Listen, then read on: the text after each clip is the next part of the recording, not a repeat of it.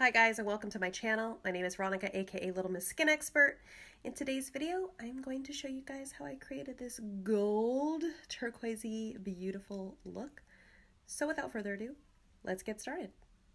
And of course, don't forget to like and subscribe. Now, before we get started, I wanted to talk about the two main headliners that I used last night that really has helped clear up a lot of my skin.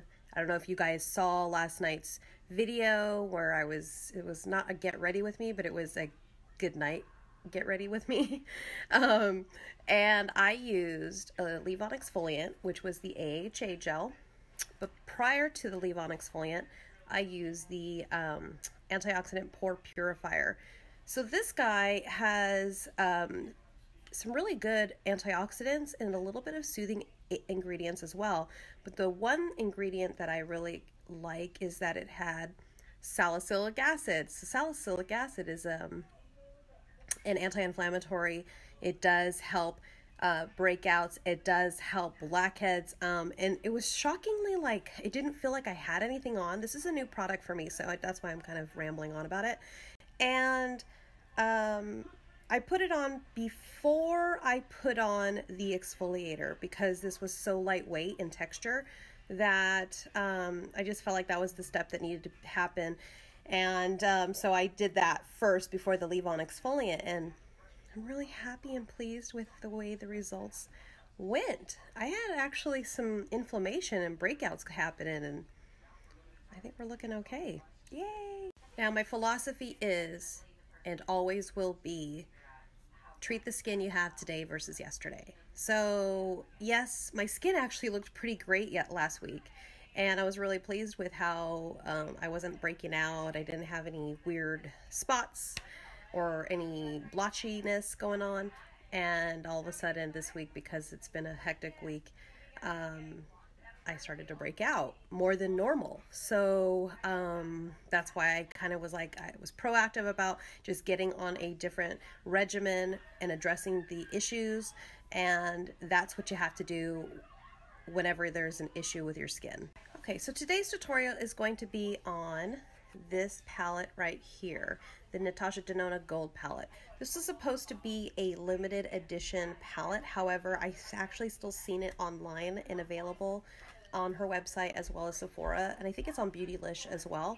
But this is what it looks like. I have done one look that I've used when I can't talk today. I have done one look using this palette. I haven't used it since. And I think that was back in November.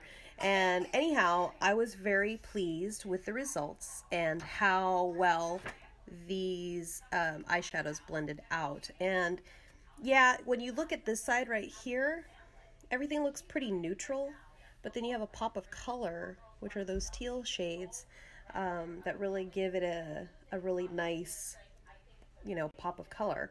So without further ado, let's get started, right? Okay, so the last time that I used this palette, I did more of a halo eye look. So I think this time we're gonna go and do a more gradient effect with the winged out kind of eye look. So the first shade in the palette that I'm going to go in with is this shade. It's called Aria. It is the lightest shade in the palette. And I'm going to just start with a blending brush, and we're going to go ahead and just apply it to the transition area of the eye in back and forth motions. And you want to make sure that this is really blended. I have a feeling I'm going to go and use the entire mattes in this palette. The entire collection of the mattes. So just back and forth motions. And I think I'm going to kind of go outwards like that to just get the base going. The next shade in the palette that I'm going to go in with is this shade called Sandstone. It's just, I don't know, I probably could have started that as with my transition shade, but it's hard to explain the difference in the pigments. But this one is Aria. This one is Sandstone. So they're very similar. This one seems to be a little bit lean more on the mustardy side. So So the next shade in the palette that I'm going to be using is this shade called Teak. So still within the same family of colors, you know, all these colors are designed to go with each other. This color is just a little bit deeper, as you guys can tell. So this is going to help define where my crease is. And I'm just going to go ahead and work it into the two shades that I've already applied. I think what I'm going to do is add this Python shade right here, which is the darkest teal shade in the palette. And I think I'm going to add it just in the outer corner of the eye. And then what I'm going to do to deepen it out is add that darkest brown shade to smoke it out. I'm not really too concerned about being not too perfect because, again, I'm going to take a makeup wipe and I'm just going to clean up the edge. And the way that I'm building this up is I'm just taking my brush, a blending brush like this. You can even do something a little bit smaller than this, which might be a little bit easier. And I'm just kind of rubbing it into the outer corner only. And just building up that shade. So it's looking like that. I'm going to go ahead and deepen out this outer crease even more, and I'm going to go ahead and add this shade called Log, which is the matte brown shade. And I just kind of want to make this a little bit deeper. And I'm using a brush like this. It's like almost like a packing brush. And then I'll go in with a blending brush right after. Okay, so I went ahead and did a half cut crease to the eye because I really want this pigment to really stand out and adhere to the eye. So the next shade in the palette that I'm going to go in with is this shade called Brass. What I love about this is it almost has like a green reflect to it, like a greeny gold. So I'm going to go ahead and just first initially use my finger to apply, and then I'll go in and perfect it using a synthetic brush like this. I'm liking it so far. Okay, so I think the next shade in the palette that I would like to use is this shade called Cava. It's a very beautiful gold, but it's almost like a topper, if you will. So I'm just going to kind of add this to the eye a bit. See how it kind of changed this a little bit compared to this one? I mean, they're very similar, but I feel like this one's just a little bit brighter. Kind of just help blend things through because I don't want it to just like be like, oh, glitter and shimmer and then bam, matte. I think I'm going to add another matte shade, and I think it's going to be this one. This is the shade Dijon. Just to kind of help with the transition from shimmer to matte. I'm liking that.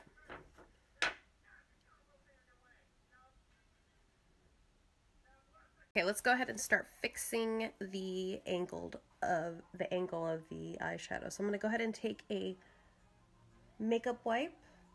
This one is by Paula's Choice. And I'm just going to go ahead and help clean up these edges a bit. So before I go ahead and finish up the eye look, I need to put on my base. So I'm going to go ahead and use the Born This Way foundation by Too Faced. I am in the shade Warm Nude. I usually use one pump. I feel like that's plenty to apply, and I dot the face all over, and then from there, because I still have some there, I start building up the foundation onto my skin. That was one pump, guys. So I don't think you need to use more than one pump. I mean, I'm just demonstrating how I use one pump and how far the coverage went with it. So pretty happy. Okay, so I'm going to go ahead and use the Born This Way Multi-Use Sculpting Concealer. I do use two shades. I use the shade Swan and Almond. Don't ask me why, I don't know. I think I bought one, and I just wanted it to be a little bit brighter. So I bought Swan. Alright, so I'm going to go ahead and set everything down. This is the Too Faced Ethereal Setting Powder. And I'm just going to go ahead and just set the makeup down.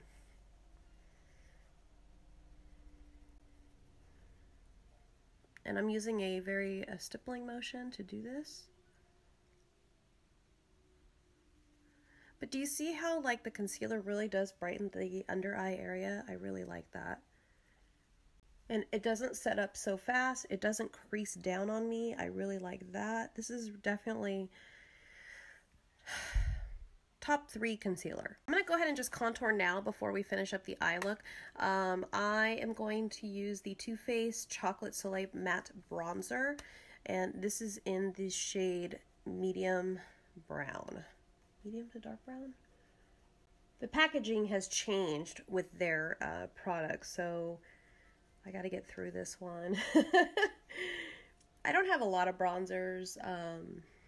I probably have more highlighters than I do bronzers, but I have my that's because I have my favorites. I like this one, and I like the Balm, and I like Hoola Bronzer by Benefit. While my skin is doing its thing, I'm going to go ahead and add the Rimmel Exaggerate Waterproof Eye Definer into the waterline of my eye. Nothing fancy.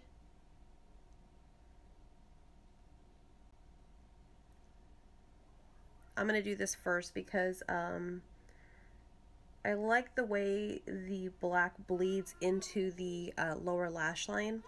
It's like a gradient effect, I think, a little bit better, and so I'm not messing around with the shadows that I'm going to apply on my lower lash line. For my lower lash line, I actually use the shade Python, so that way I would kind of just help complement some of the green shade that I added from the outer corner. Like that. So then I'm going to also add the shade Log, which was the dark brown matte shade. And I'm going to go ahead and just add it to this outer corner because I really want this lower lash line to stick out. Kind of smoky. And then to help blend out this lower lash line, I'm going to go ahead and add the shade Aria, which was the first matte shade that I added to the crease. And I'm just going to go ahead and use my clean Nanshy blending brush. Use my code, save 7%. I don't know why I don't use this palette way more often. I love the colors and I love the formula. I need to use it more often. Anyhow, for the inner corner of my eye, I'm going to go ahead and highlight with the shade called Sparks. It is the lightest shade in the palette.